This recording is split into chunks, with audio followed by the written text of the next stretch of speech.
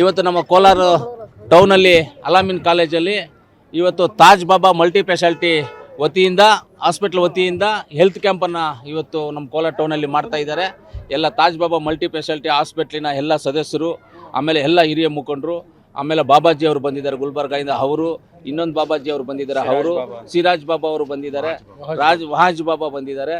ಇವರೆಲ್ಲರ ಒಂದು ಸಮ್ಮುಖದಲ್ಲಿ ಇವತ್ತು ಹೆಲ್ತ್ ಕ್ಯಾಂಪನ್ನು ಮಾಡಿದ್ದೀವಿ. ಆಲ್ರೆಡಿ ಒಂದು 5,000 ಜನ ಬಂದು ಅಟೆಂಡ್ ಆಗಿದ್ದಾರೆ. ಅದರಲ್ಲಿ ಒಂದು 1,500 ಜನ ಆಲ್ರೆಡಿ ಟ್ರೀಟ್ಮೆಂಟ್ ತೊಗೊಂಡು ಆಚೆ ಹೋಗಿದ್ದಾರೆ, ಚೆಕಪ್ ಮಾಡಿಸ್ಕೊಂಡು. ಇನ್ನೂ ಜನ ನೀವೇ ನೋಡ್ತಾ ಇದ್ದಾರೆ, ಇಷ್ಟೊಂದು ಜನ ಇದ್ದಾರೆ. ಇವತ್ತು ಇಂಥ ಹೆಲ್ತ್ ಕ್ಯಾಂಪ್ಸು ನಾವು ಯಾವತ್ತೂ ಮಾಡಬೇಕಾಗ್ತದೆ. ಇಂಥ ಒಂದು ಸಪೋರ್ಟು, ಇಂಥ ತಾಜ್ ಬಾಬಾ ಆಮೇಲೆ ಇವರೆಲ್ಲರೂ ಇಂಥವ್ರ ಒಂದು ಮಾರ್ಗದರ್ಶನ ತೊಗೊಂಡು ನಾವು ಈ ಕಾರ್ಯಕ್ರಮಗಳು ಇಂಥ ಹೆಲ್ತ್ ಅನ್ನೋದು ಕೊಡಬೇಕಾಗ್ತದೆ. ಆಮೇಲೆ ಸ್ಪಾಟಲ್ಲಿ ಯಾರಿಗೆ ಕಣ್ಣು ಹೈ ಪ್ರಾಬ್ಲಮ್ ಇದೆ ಅಂಥವ್ರಿಗೆ ಕನ್ನಡಿ ಕೊಡ್ತಾ ಇದ್ದಾರೆ.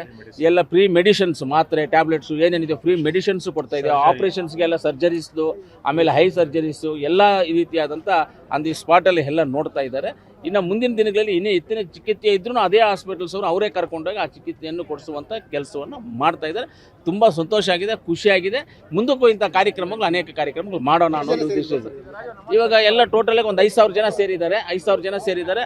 ಒಂದು 1,500 2,000 ಜನ ಆಲ್ರೆಡಿ ಬಂದು ಹೋಗಿದ್ದಾರೆ. ಇನ್ನೂ ಒಂದು 2,000 ಜನ ಇಲ್ಲಿ ಇದ್ದಾರೆ. ನೀವೇ ನೋಡಿ, ಎಲ್ಲ ಒಂದು 2,000 ಜನವರೆಗೂ ಇದೆ. ಖಂಡಿತ ಮಾಡಬೇಕು. ಇವತ್ತು ನಾವು ನೋಡಿದ್ದೀವಿ. ಇಂಥದ್ದನ್ನ ಜಿಲ್ಲಾ ಆಡಳಿತ ವತಿಯಿಂದ ಮುಂದಿನ ದಿನಗಳಲ್ಲಿ ನಾವು ಖಂಡಿತವಾಗ್ಲೂ ಕ್ಯಾಂಪ್ ಮಾಡ್ತೀವಿ. ಇಲ್ಲ, ಬಜೆಟ್ ಬಗ್ಗೆ ನಾವೇನು ಮಾತಾಡಿದ್ರೆ ನಮಗೇನು ಬೇಡ. ಅವ್ರ ಬಜೆಟ್ ಬೇಡ. ಹೌದು, ಹೋಗ್ತೀವಿ.